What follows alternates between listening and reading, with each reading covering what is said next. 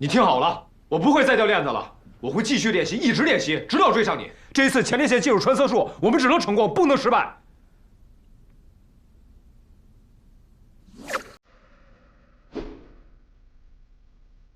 不是，你就猜准了我一定会来啊？不来就不是你了。那你知道你刚才多不给我面子吗？底下那么多人，小艺人也在，老何也在，程飞也在，他们都别演了，赶紧吧。好的。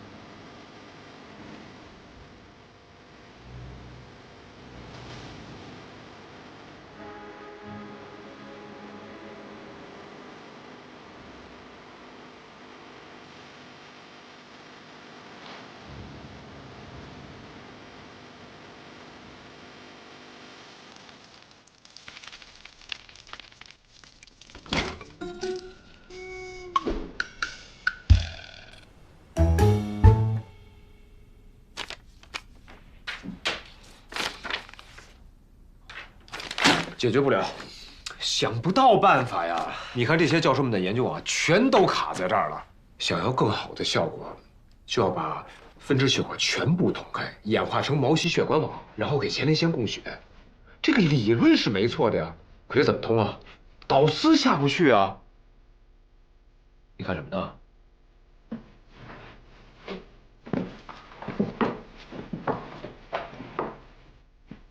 你说鱼群游泳时为什么不会追尾啊？因为它们的视网膜里面有视锥细胞，视力好，还有就是它们身上有振动和压力感受器，水压的任何细微变化，它们都能感受得到，从而做出相应的反应，避开或者扑上去。但是它们偶尔也会撞车，没那么绝对。你说什么？但是它们偶尔也会撞车，撞车你没见过呀？就好多小鱼在那游啊游，游啊游，突然来了一只大鲨鱼啊，嗷一口。我跟布老师学介入的第一堂课，他就说，不同的导丝应对不同的病症，没有完美的导丝，只有完美的手法。老布技术马马虎虎，但是讲课是真不错。后来同学们就问他，什么是完美的手法？他回答，庖丁解牛。那不就是掌握规律，熟能生巧吗？不，他的点是，以无后肉有间。鲁道夫就是这么做的。血管下不去，那就造更细的导丝，就能进入更细的动脉分支。他就是在根据不同的病症来选择导丝。那跟你看鱼有什么关系？你第一次摸导丝，什么感觉？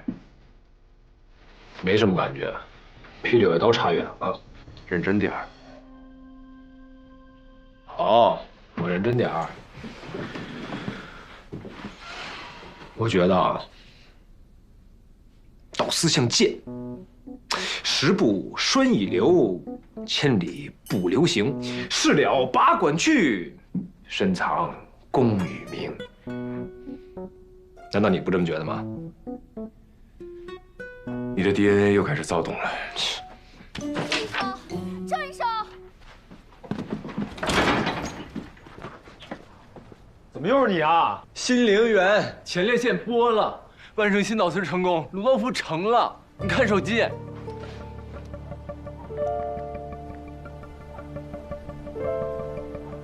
怎么可能啊？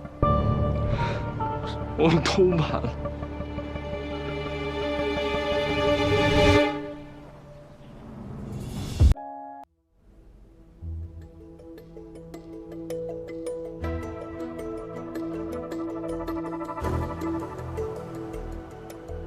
不愧是特制的导丝，才能在转弯处这么游刃有余。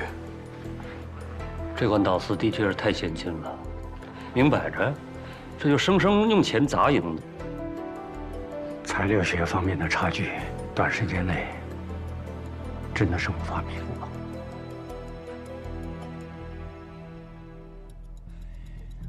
真是差距太大了，没办法，怎么这么久？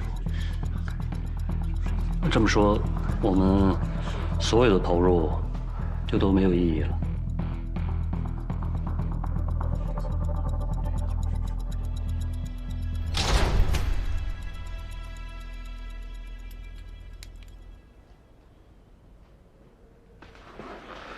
我就想问一个问题：3月是怎么把人从你们手里弄走的呀？问这些有什么用啊？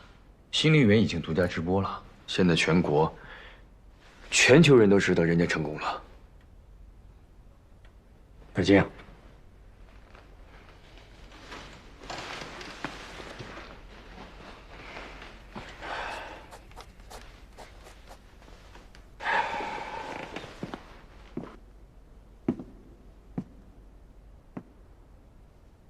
诸位，非常感谢大家在百忙之中来参加我们这个研讨会啊！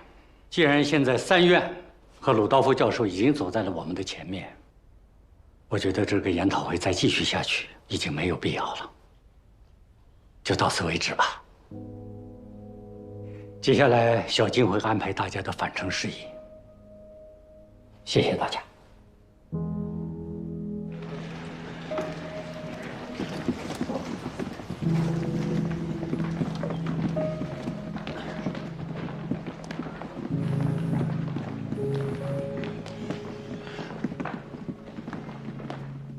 郑医生，我们新陵园为鲁道夫教授做的手术直播您看到了吧？我们老板谢总觉得手术直播非常有前景，我想问一下，您准备的怎么样了？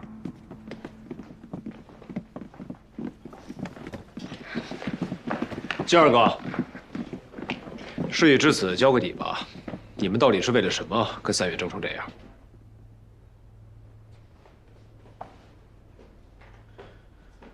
为了耗材。什么意思？一直以来，介入科用的耗材都是进口的，老师和院长都觉得是时候发展自己的耗材了。而前列腺介入栓塞术是一个新玩意儿，还没有出现一个很好的定义，大家都处于一个摸索研究的阶段，所以我们就想着以此为起点，推广国产耗材。难怪。那3月那边什么意见？他们不在乎未来可能会发生的科技制裁，为了能够尽快取得研究成果，所以他们选择了万盛国际的进口耗材。而万盛也想借此机会打开中国市场，就这样，他们才会邀请鲁道夫。现在看来，还是我们太天真了。不用再说了，你们都已经尽力了。尽管鲁道夫教授已经走在了我们的前面，但是我觉得技术的差距微乎其微。可是材料、平台、客源环境才是真正的原因呢。我们只有再想别的办法了。坦白说，孔主任，现在已经不仅仅是北大输给了3院，国产耗材输给了进口耗材。我跟郑人也是搭了前程，冒着风险来的。因为秦立人，我们已经彻底把他得罪了。他发话要开除我们俩。这笔账也要算在我们头上？为什么不算呀？谁让你们给他示范手术名额？那你想怎么样？现在人家已经完成了，人家完成了，难道我们就不能继续了吗？你的意思是说，现在我们也要向万盛国际订购这款专用导丝，然后继续挑战这个手术？不行，必须用国产导丝，这个手术的推行才有意义。老师，你也看到了，人家用的导丝和我们根本就不一样，以我们现有的水平根本就造不出来。对，你看，他也同意我，必须用国产导丝才有意义。这句话对。我认为，鲁道夫的手术并不完美，这款微导丝也不够好。这已经是我见过最细的导丝了。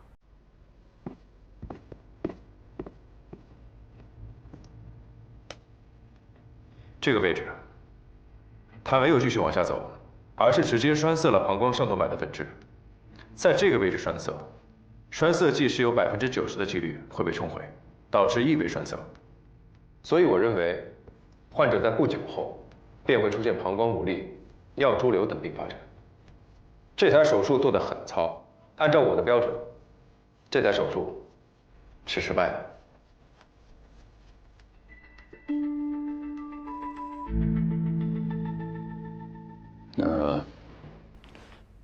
你有什么想法？龚主任，请再给我们3天时间，看看王远山的术后反馈。如果真的如我所料，我们还有机会。小金啊，你怎么看？老师，我们准备了这么久才说服院长，还把大家从全国各地请过来，是因为看了一台手术，都没有上手比过就放弃。我不甘心。没错，王远山做完了，那就再多找几个实验手术患者来。比赛还没有结束。主任，我想继续。孔主任，再试试吧。老师，那好，我们继续。继续。继续。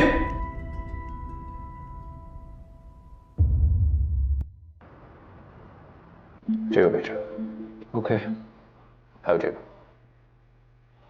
这密密麻麻记录这么一大堆，你能知道这是什么吗？能。我跟你说啊，咱们这牛已经都吹出去了，只能赢不能输啊。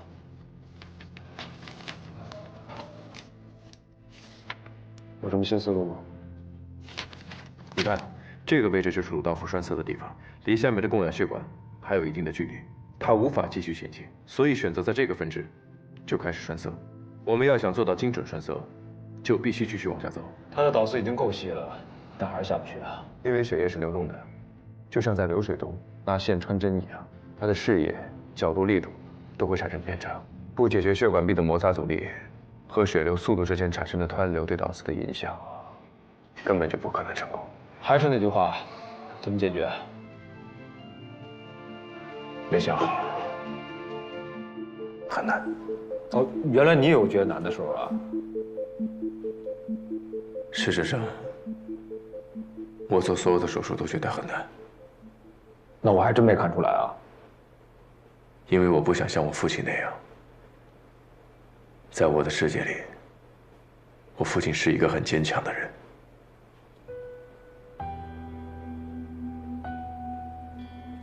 自从我有记忆以来，我从没见过我父亲有过退缩疲倦的样子。98年抗洪，他3天3夜没睡觉，一直扛着。回到家之后就大病了一场。99年筹建医院，他天天熬夜。00年医院成立的时候，那时候没有客源，他天天东奔西跑，瘦了20多斤。那么坚强的人，最后却是那样走的，只留下一句晚安。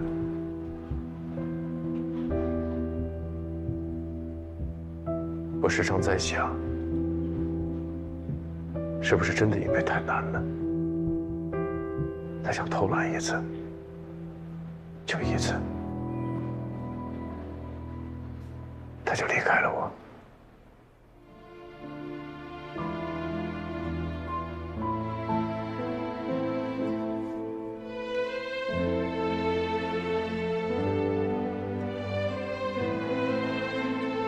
我不想像我父亲那样，所以每当我觉得很难的时候，我就告诉自己，我不能放弃，因为一旦放弃，就意味着结束。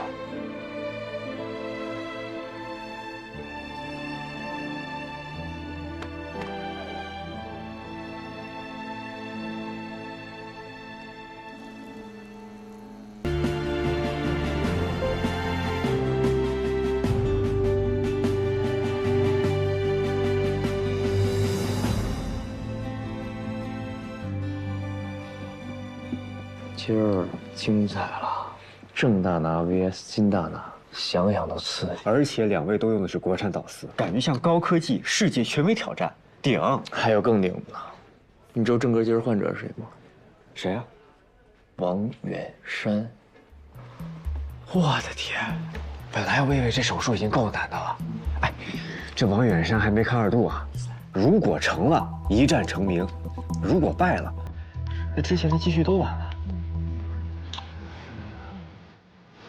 龚主任，龚主任，坐吧。孔主任，哎，真是没想到鲁道夫教授的手术到底还是失败了。前列腺介入栓塞术啊，看起来不起眼，但它是堪比 TIPS 的手术术式，业内也都在摸索之中。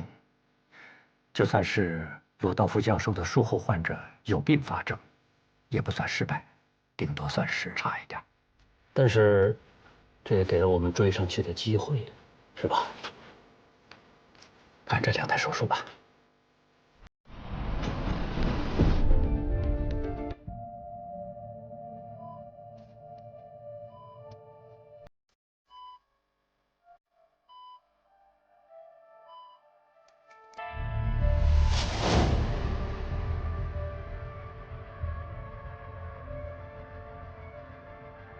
太疼了。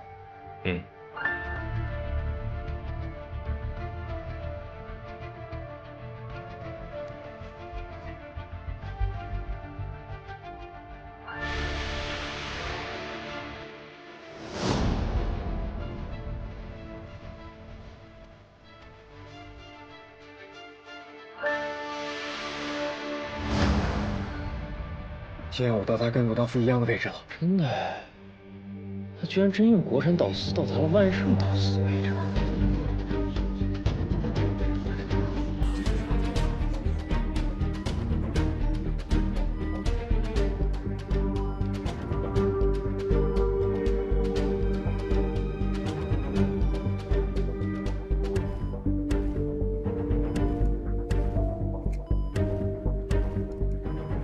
金耀，我这是要突破鲁道夫的位置，还要继续往前。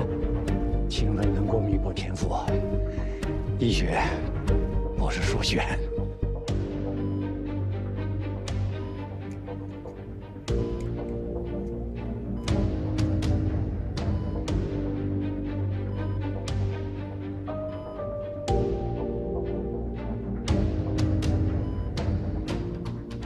这是要停了。但我看金二哥想继续往下走啊。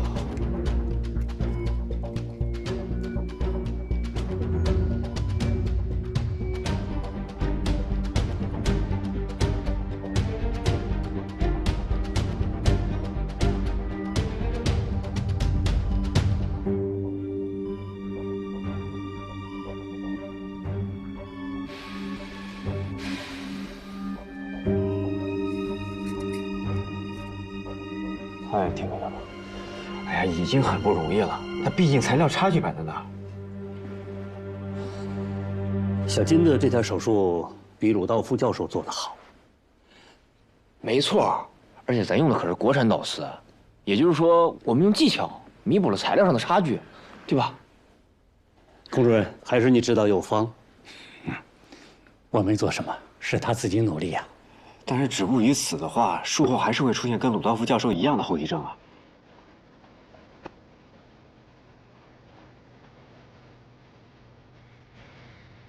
话多了。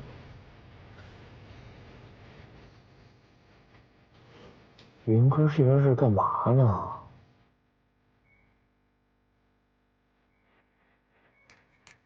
苏导丝。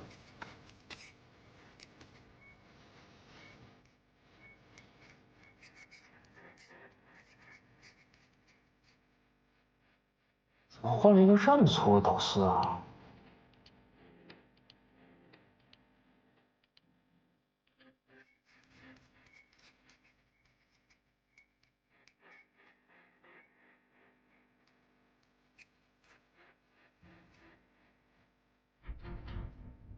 他这是采用0.9手术时的开通术，可这么粗的微导丝，大概率会造成分支血管的损伤，造成术中出血呀。年轻人有魄力，胆子够大的。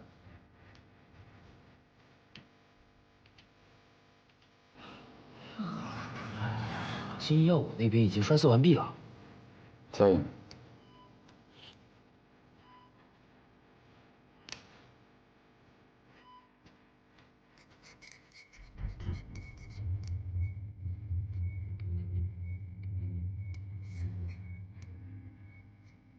是时候展现真正的技术了。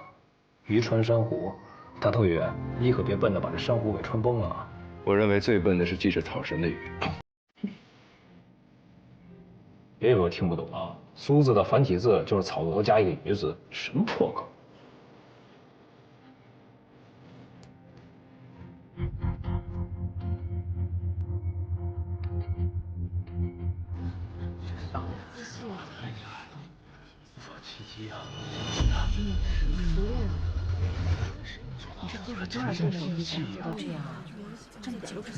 这太精准了呀！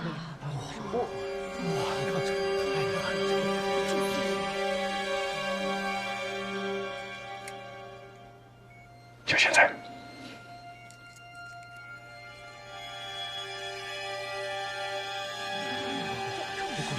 这怎么可能啊？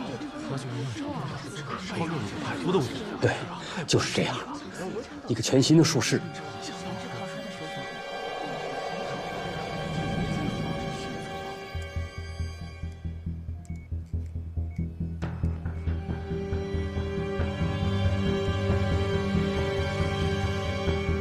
Nice， 收音机。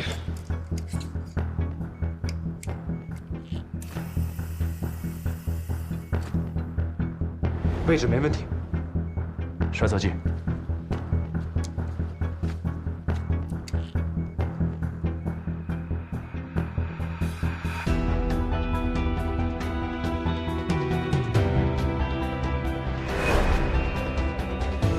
Yes， 成了。别打字。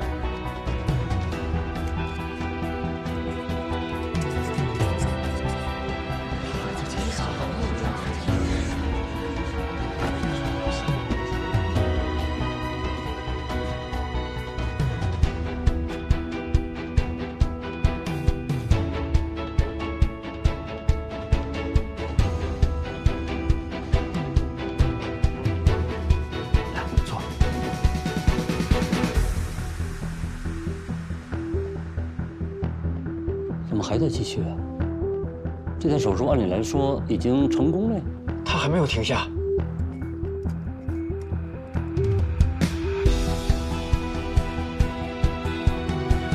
这女生他们已经开通了第2片血管网。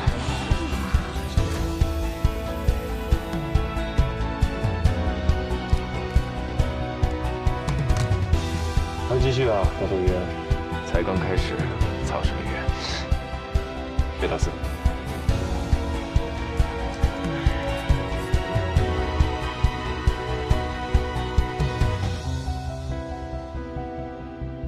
他已经开到第3台继续了。我怎么感觉郑哥的手法虽然没有之前那么快，但是这很灵，非常灵活，是吧？啊，我都感觉啊，那导师自己长眼睛了，开始有意识了。手术已经开在正脚了，处理了3根动脉分支的毛细血管网，手依然还是那么稳。这么年轻，真是有天赋啊！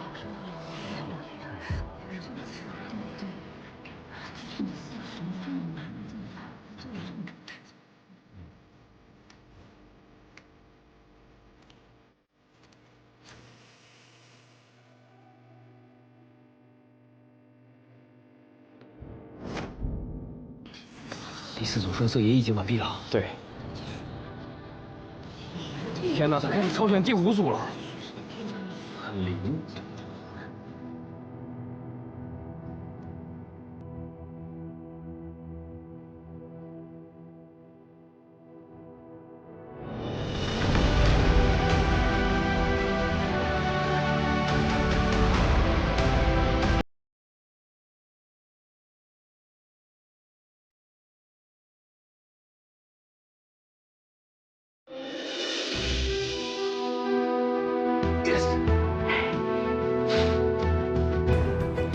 术前3维重建需要攻克的上呼叫任务有6组，现在已经全部完成了。来到海神的第1天，遇到的医师要这场起手术，就告诉我一件事：什么？永远不要过于依赖机器。哎，导演机，好，继续第7组。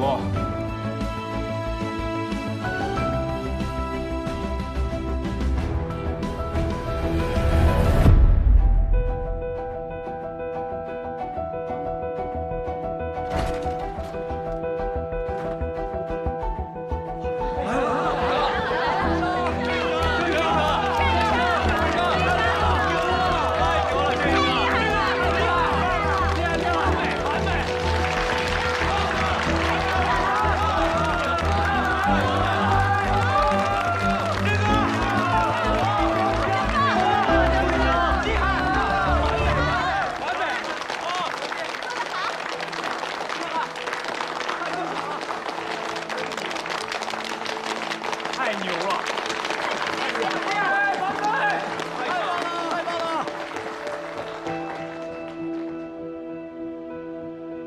预估一下，术后会怎么样24小时之内，前列腺坏死水肿的急性期过后，就可以拔尿管了。你那么确定24小时就能拔尿管？金二哥，打个赌啊！如果24小时之内拔不了管，我们俩立刻回海城，再也不来北达。但如果拔了，你辞职，再也不踏进北达一步，赌吗？有什么可赌的？今天你们都非常出色啊，都太辛苦了，赶紧回去休息。大伙儿回去休息吧，啊！海军锻炼手臂太累了，你看这衣服都湿了。太精彩了！学习上后面真是让我见识到了。太精彩了！走啊！走啊！走了。先走了。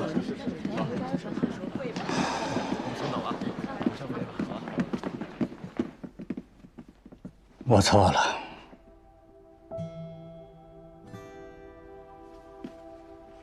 老师，正像汪龙所说的，刚才的手术只要完成膀胱上动脉的分支血管和毛细血管往后，手术就算成功了。接下来的步骤完全是冒险的锦上添花。本可以不冒这个险，但他还是做了。为什么？因为他没有自信。不是，因为在证人的眼里只有手术，什么名声、地位、前程，在他那里都是不存在的。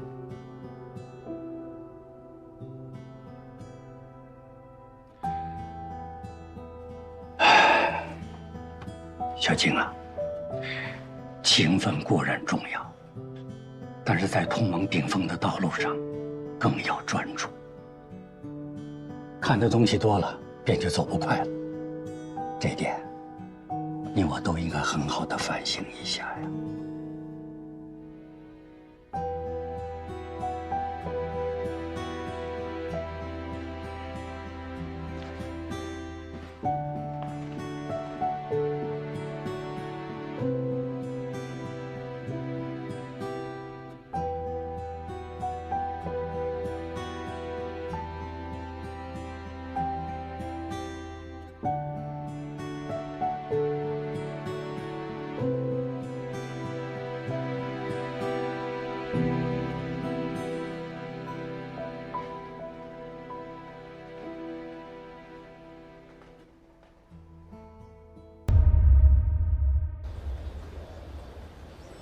医生，我儿子是胳膊、腿经常疼，而且越来越疼。我给他拍了片子，也看不出什么问题，他也没有感冒、发烧什么的，就是天天疼，特别疼。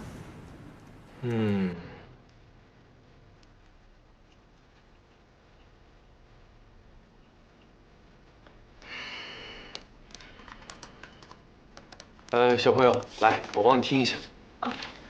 去风湿免疫科吧。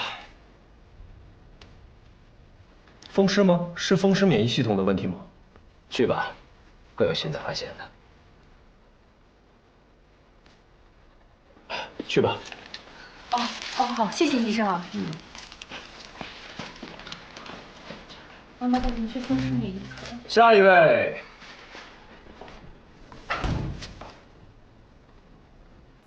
什么症状啊？医生啊，我这腰疼，疼了好几年了。都说是什么腰椎间盘突出，可是我拍了片子了，这腰没问题啊。去风湿免疫科吧。啊？怎么又是风湿免疫科啊？去吧，会有新发现的。我。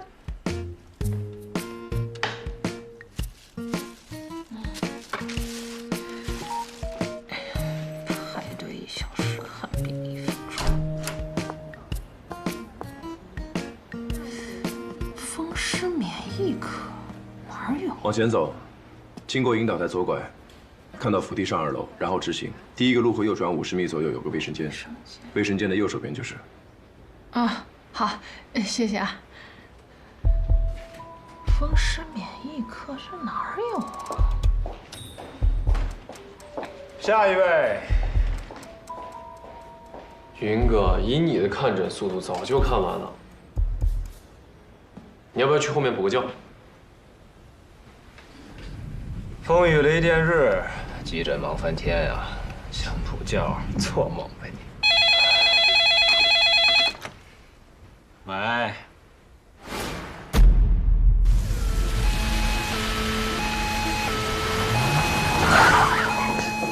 小雨，什么情况？心脏中刀，需要抢救。已经通知手术室备血，旁边 B 超了。来，快走，快去电梯！小雨，你今天不是出假了？我们上铺见一位大哥，骂人遛狗不拴绳，骂急了对方拔刀就捅，快！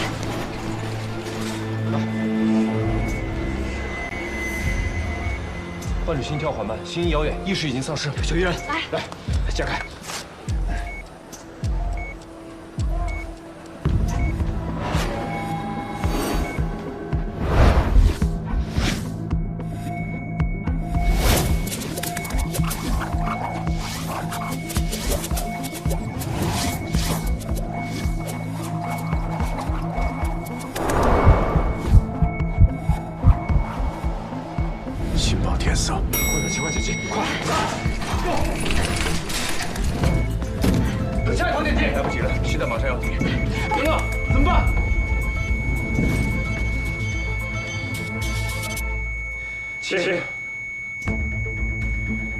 收到。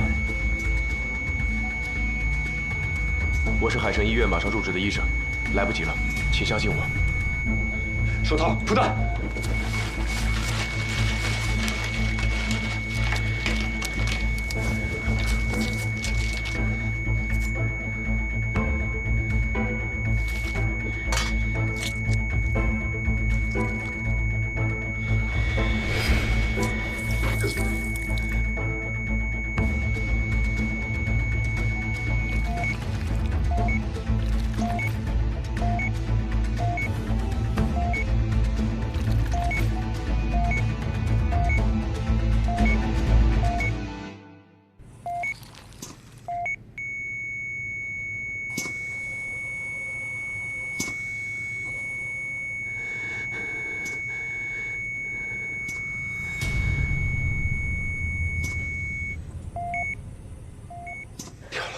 跳了！喂！马上抢救！小张，跟我来。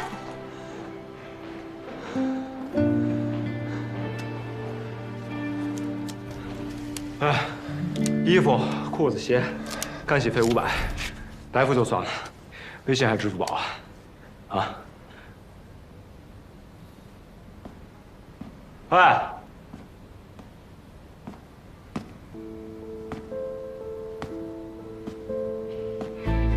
云哥，不是这人谁啊？怎么走了？这要是医务处问起来，咱怎么解释啊？没事儿，会见面的。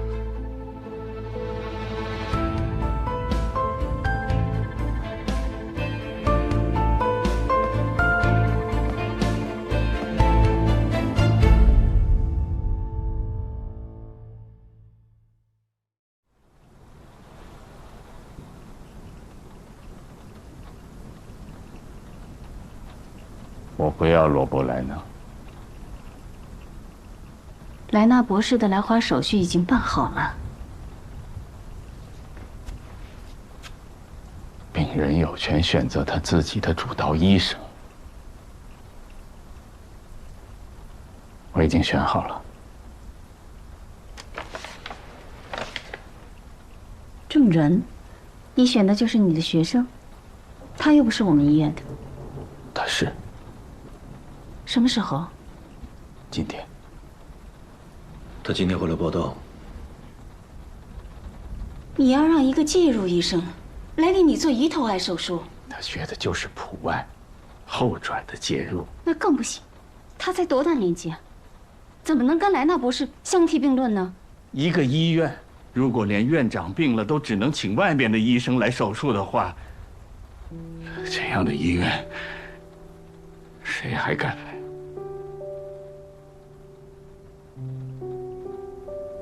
我的手术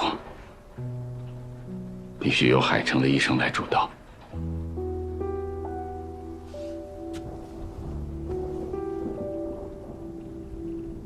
如果手术失败了怎么办？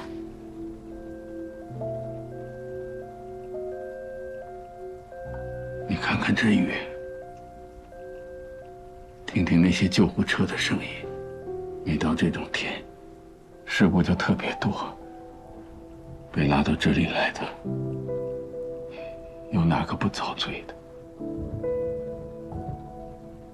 有人残废了，勉强活了下来，却倾家荡产；有的人有钱却活不成啊。医院是命运的起点，终点也是转折点。老布，你到底想说什么呀？我是想说，如果手术失败了，我认。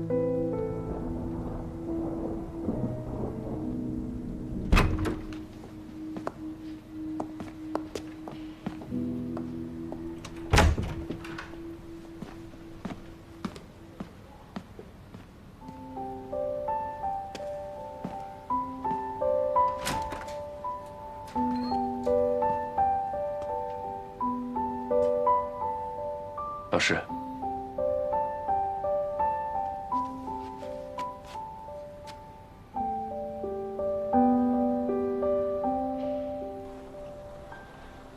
仅就片子而言，病情较重，但肿瘤组织附近没有粘连，可以手术。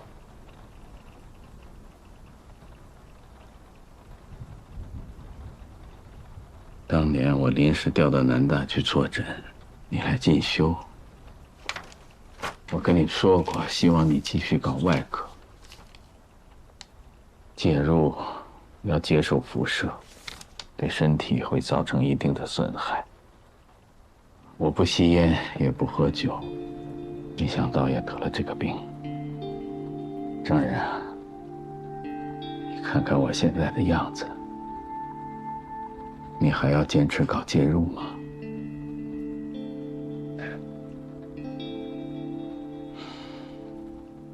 也好，海城是以骨科起家的，我这个放射科的兼搞介入。老潘退了以后，我当了院长，忙得根本没有时间手术，可是也就没发展起来呀。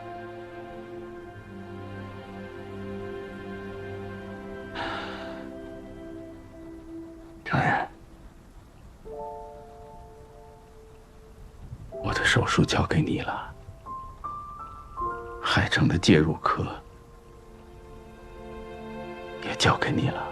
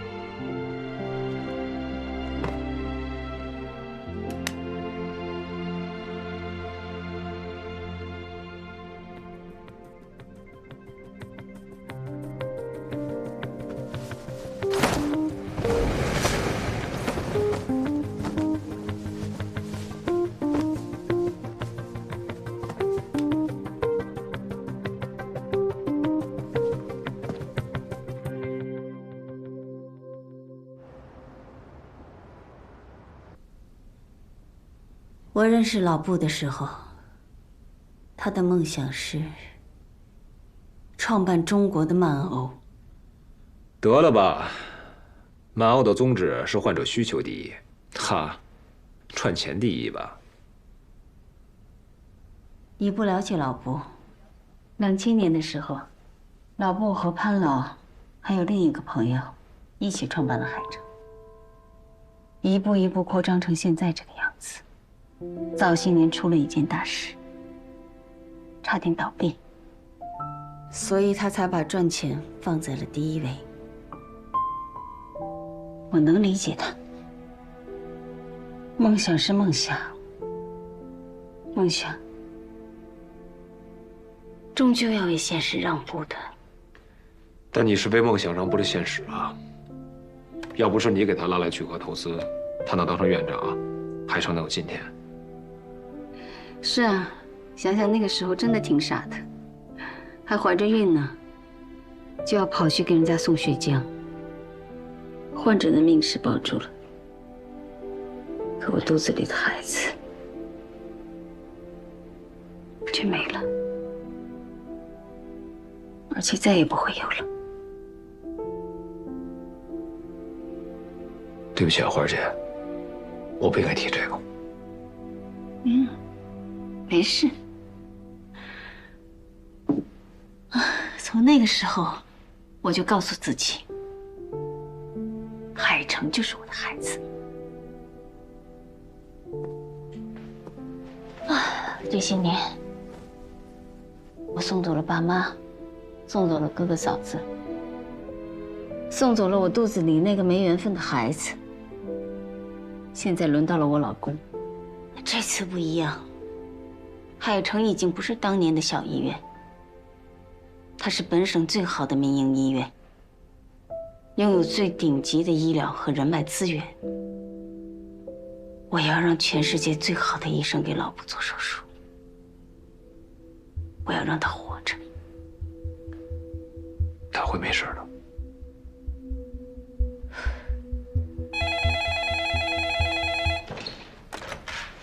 喂，苏总，证人来了，请他进来。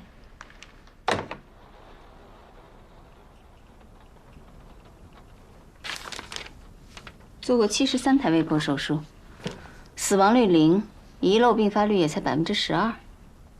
苦外出身，没结婚，没孩子，为什么转介入？创伤小，恢复快。没了。没了。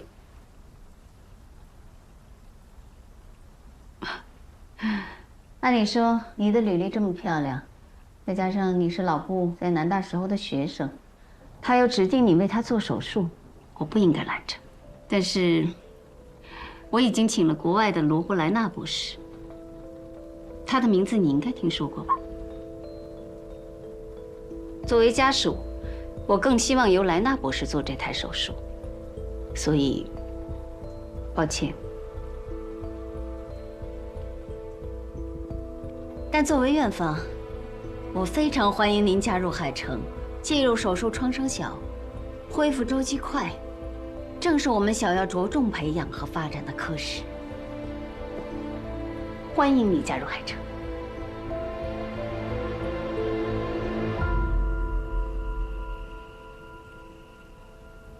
我看了老师的 CT、MRI 片子，对比前2周差别不大。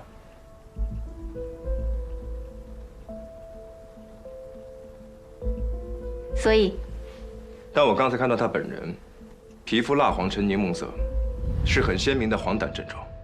跟我对话期间，一直揉着小腹。再根据这几天的住院记录显示，呕吐和腹泻的次数频繁，病情应该比片子所呈现的要严重很多。所以我认为他可能已经不适合手术了。片子给国外的好几个专家都看过。都说可以手术。那如果片子影像本身就有问题？片子本身会有什么问题？我们可是海城最好的民营医院。那么就是人工操作不当。我们的放射科也是从全国各地挖来的精英。你说的总之，我决定了。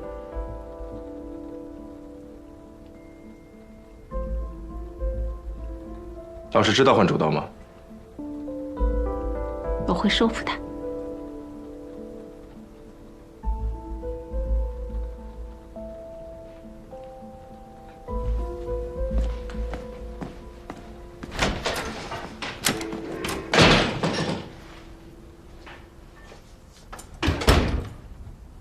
他就是不我天点名药的主刀啊。嗯。5年前，老布在南大授课的时候，他来培训。老布每次回来提起这个学生就赞不绝口。我说他这么好，为什么不挖来海城呢？他说不想耽误人家。结果到底还是来了。医术还行，急救时候挺冷静的，但是胆子太大，容易出格，而且还不擅长跟同行沟通，是个问题医生。比你还有问题。哎，我可是很擅长跟同行沟通的。你帮我看着他，不要让他介入老布的手术。万一闹什么幺蛾子，也第一时间来告诉我。明天早上莱纳博士4点的飞机，你去接机。又让我盯人，又让我接机，真把我能咋意思啊？你如果肯上手术台，我立刻把你养腾大神供起来。我还是去接机了。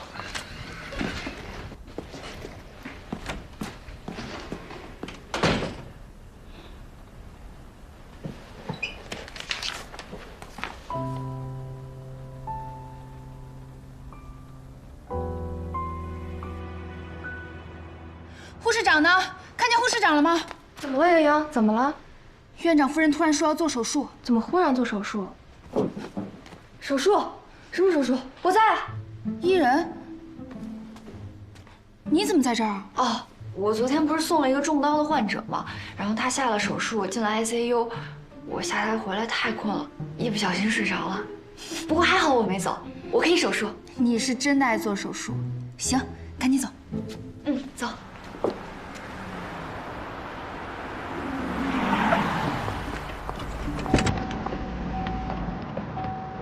Welcome, Dr. Brina. Thank you. It's urgent to save life. Let's go. Okay. This one, please. “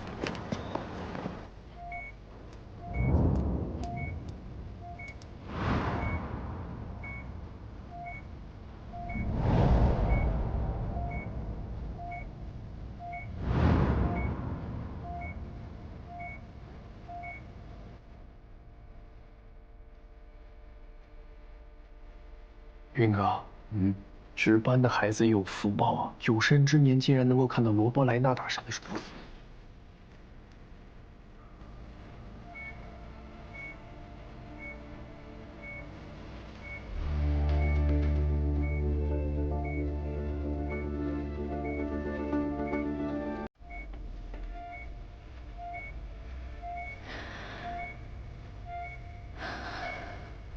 院长，我们准备麻醉了。好。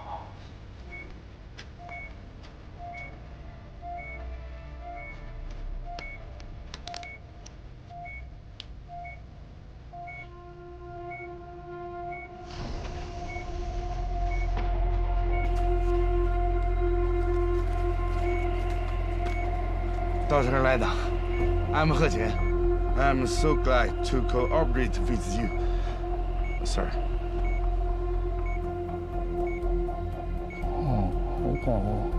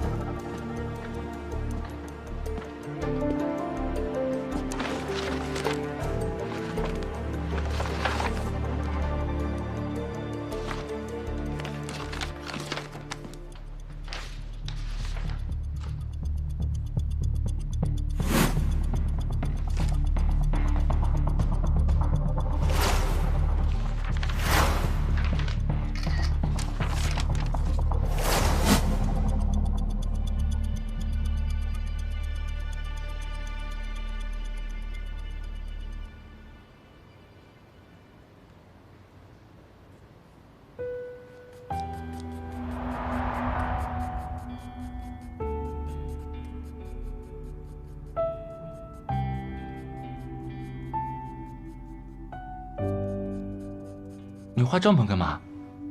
爸爸在设计 logo。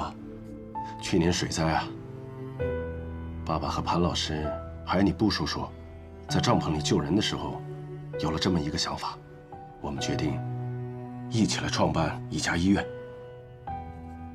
哎，那这3条线，是不是就是指你们3个人啊？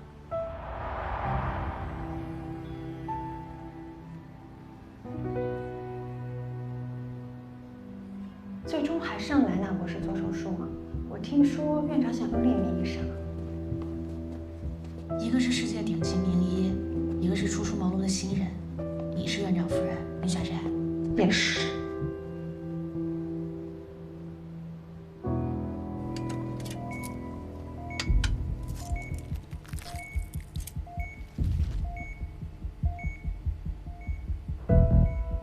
不到15公分的切口，漂亮啊！那这么小的切口，后期吻合能够吗？你以为人家都是你啊？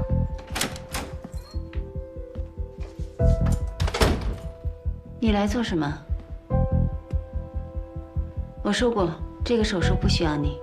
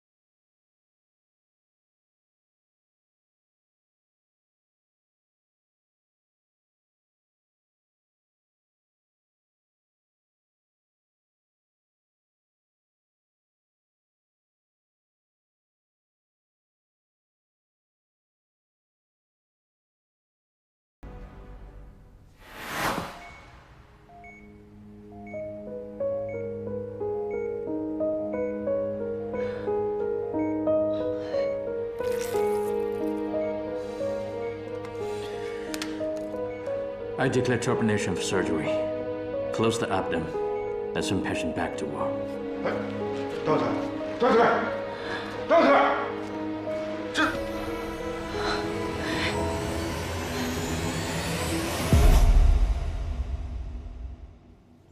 Mr. Rubber. I'm sorry. The preoperative radiologic examination provided was in favor of surgery, showing no adhesion between tumor and surrounding tissue, but it's totally different. And the tumor grows too fast, you know. What shall we do now? What else can we do? Sorry. Doctor!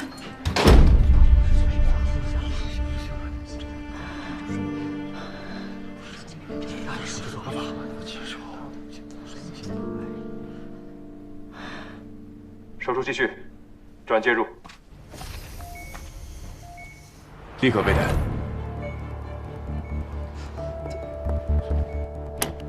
你确定吗？先用介入栓塞堵住血管，然后再进行微破手术。这种时候已经不适合微破手术了。你确定还有机会吗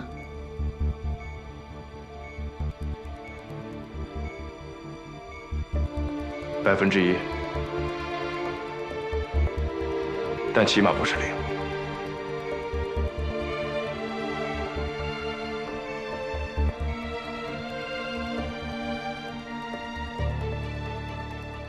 好，继续手术，郑医生，拜托了。这本就是我的手术。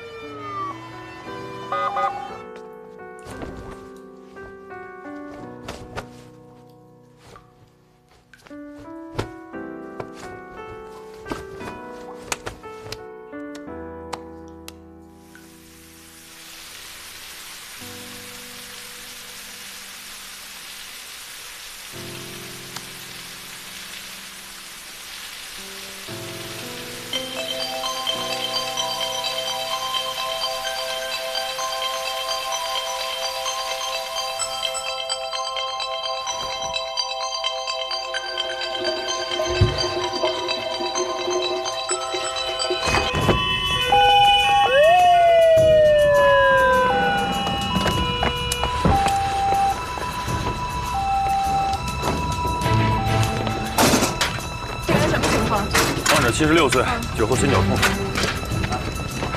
第2小60。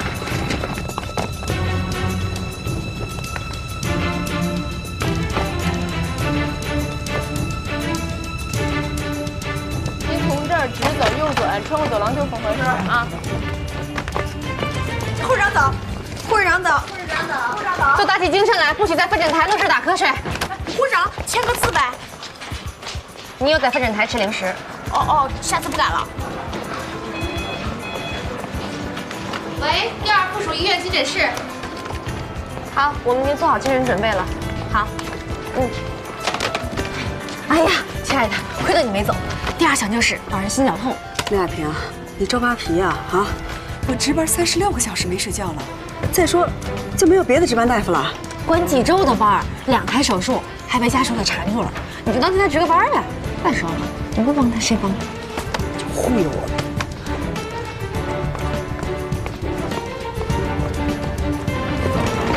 什么情况啊？老人76岁，喝酒之后心绞痛。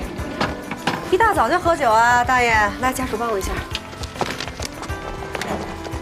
给您听听啊。心电图做了吗？在车上做过一个，没有发现什么异常。跟车大夫谁呀？宋小杰大夫。人呢？他要跟车走了啊！哦，对了，这是在车上做的心电图，您看一下。血压多少？120/80。还是先按心绞痛治吧。吸氧，300毫克的阿司匹林嚼服。如果疼得厉害，在静脉注射一些硝酸甘油，做个心肌酶，再做一个心电图。哦，好的。哎，大夫，这心电图我们都做过一次了，你这再做一次，这不相当于重复交费了吗？车上做的心电图到现在已经20多分钟了，这病人的病情变化是复杂的，尤其是心脏病。我怀疑你父亲啊，可能是心梗。啊？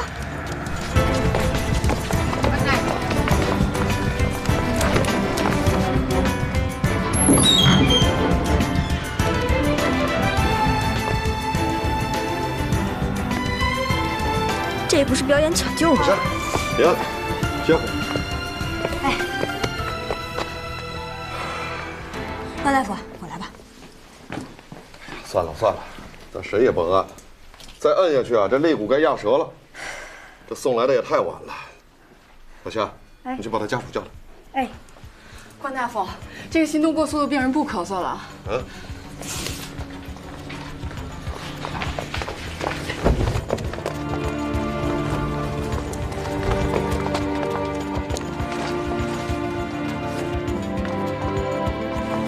师傅，心电图做好。啊，苏丽，我以为你下夜班了呢。没有。一会儿你帮我到机场去接个人。血压下降70/40，心率150。我帮他怎么了？左心室下壁心梗了。左心室下，赶紧停用硝酸甘油。可是我还没给过药呢。在来医院以前有给他服过什么药吗？没有啊。我吃了几片硝酸甘油。刚刚什么时候？就是等他来的时候。那你为什么不制止他呀？不是，我没看着他给他吃药啊，我看着我肯定拦着。不是，那好，别吵，别吵，赶紧急救。大剂量多巴胺每小时5毫升泵入。多巴胺每小时5毫升泵入。继续使用阿地普酶。阿地普酶继续使用。阿地普酶继续使用。室颤了。除颤。在这儿，200焦耳。200焦耳，上面充电。充电完毕。都闪开。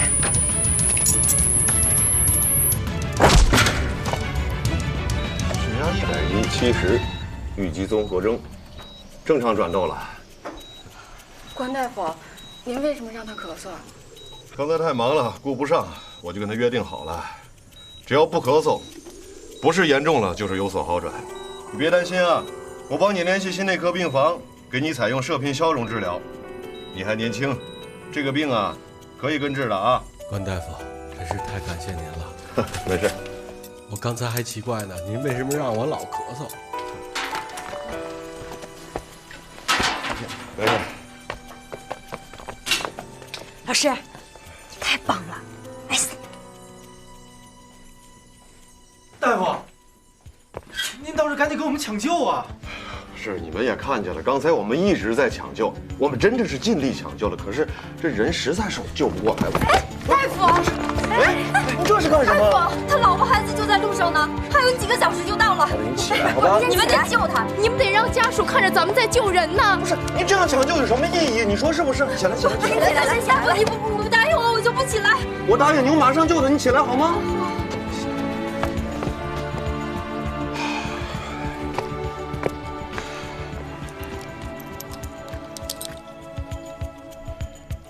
充电完毕。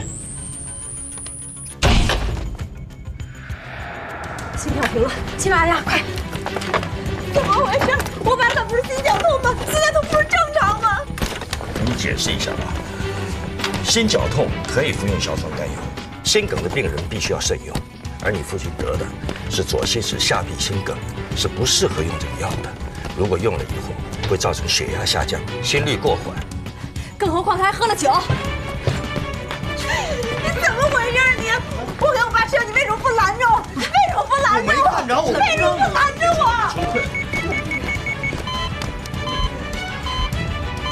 回来了。爸，你醒醒！来，你把家属请到外面休息。你冷静一点，跟我出去。怎么，你没事吧？差一点。您刚才找我有什么事儿啊？哎呀，本来想让你帮我到机场去接一个病人，算了，现在看你这个样，你忙完这个病人之后，好好睡一觉，啊。放心吧，这儿有我。注意观察啊。好。多悬呐！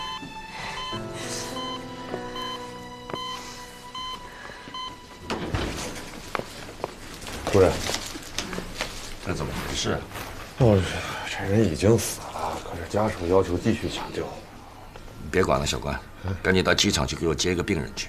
哦，那这儿呢？亚平会处理的。院长本来叫我自己去，可是我马上要动一台手术。什么人呢？这么大动静？我也不清楚。快，来不及了。关老师，我跟您一块儿去吧。不，左大夫，你留下来当你的班啊。亚平，别慎着。好嘞，我知道。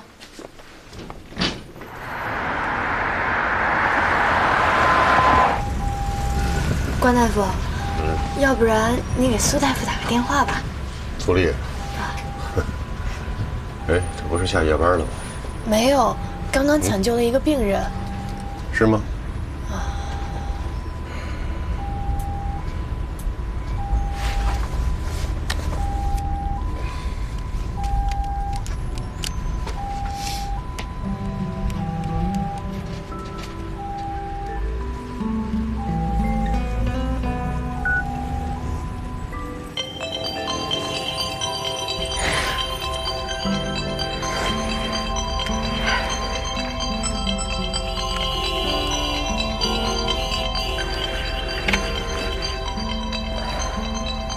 喂，姐，你到哪儿了？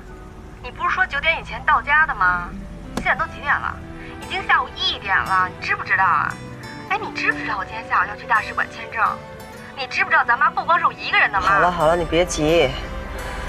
哎呀，我给王姐打电话，让她今天加班，回去看着咱妈。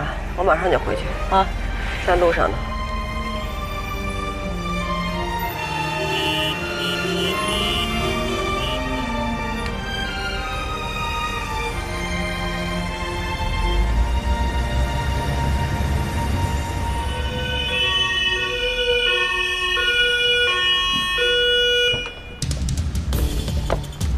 患者叫周瑜，林区职工医院送来的，56岁，高空坠落伤，脑出血，先开颅手术，出血已控制，增强 CT 提示脑部异常强化，确诊为脑动脉瘤，已经手术。进来。张院啊，您找我？飞机落地了没有？还没消息呢，但是我派关继洲去的，这个人办事很稳妥的。那就好。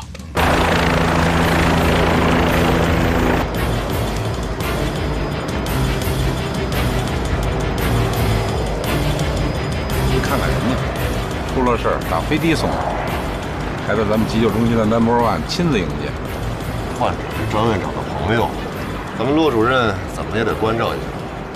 要不说你是当主任的料，别瞎说了，人家骆主任在这个位置上做了15年了，得干得好好的。咱打赌，这次骆一河肯定从急救中心主任的位子上下来。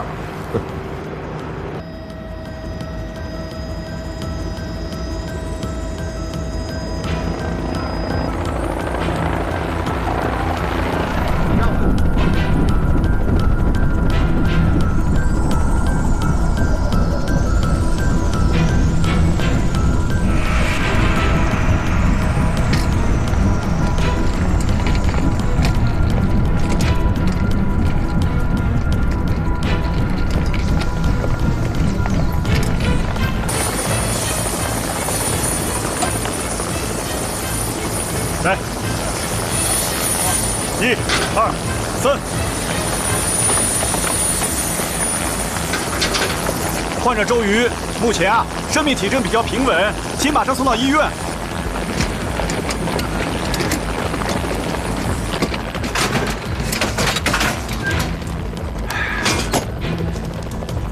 是你做的开颅？是我。还行吗？ 辛苦了。哎，关大夫，我跟你们一起去第2附属医院。你介绍一下，我叫汪小涵。救护车不是客车，添什么乱？大客车行吗，康师傅？哎，你知道我？请上。